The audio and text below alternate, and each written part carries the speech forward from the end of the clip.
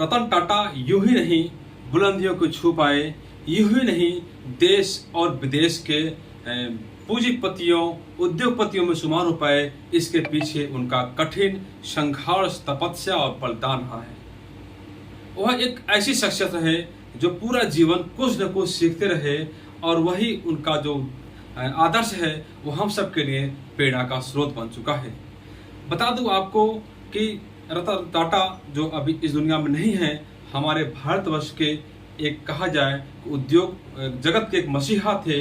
वह इस दुनिया से चले गए हैं, लेकिन उनके आदर्श हम युग युगों तक याद करके, अपना करके अपने जीवन को, अपने देश को तरक्की तक पहुंचा सकते हैं। हम आज बताएंगे आपको रतन टाटा के 5 बातें जो हम सबको याद करनी चाहिए और उस पर अमल करके अपने देश की तरक्की में योगदान करना चाहिए। तो 5 बातें बताऊंगा आपको रतन टाटा कि जो वो कहा करते थे और उसका खुद वो अमल करते थे। तो पहला बात उन्होंने कहा था कि अगर आप तेज चलना चाहते हैं तो अकेले चलिए। यदि आप तेज चलना चाहते हैं तो अकेले चलिए।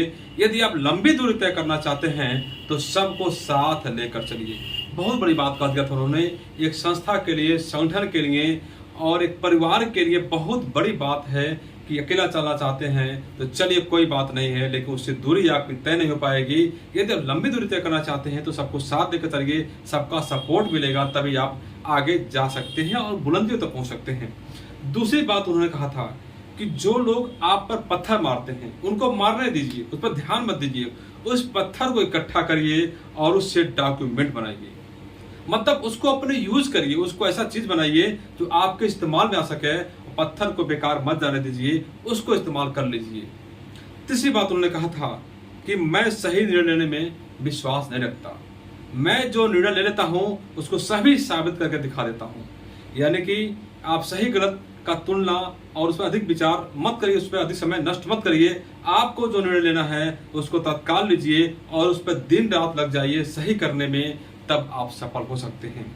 चौथी बात उन्होंने कहा था कि धैर्य और दृढ़ता के साथ चुनौतियों का सामना करना चाहिए। यही जो है आपकी सफलता की आधारशिला है।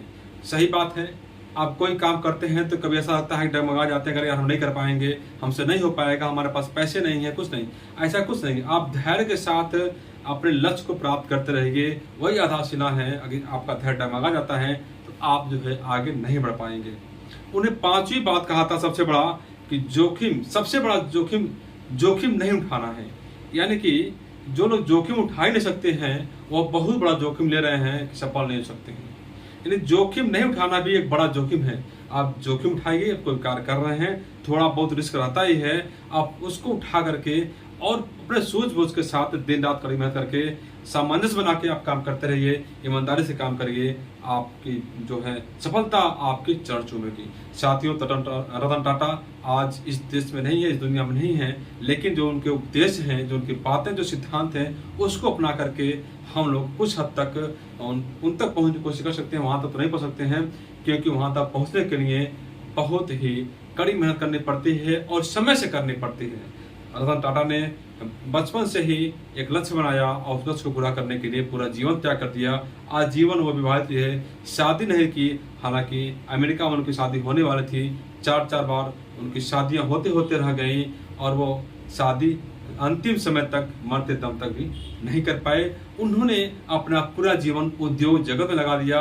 पूरा दिन रात वो जो है अपने उद्योग को स्थापित करने में लगे रहे, बढ़ाने में लगे रहे, लेकिन उसके साथ साथ देश हित वो कभी नहीं भूले। उसके साथ साथ उनके अंदर देश प्रेम भी था।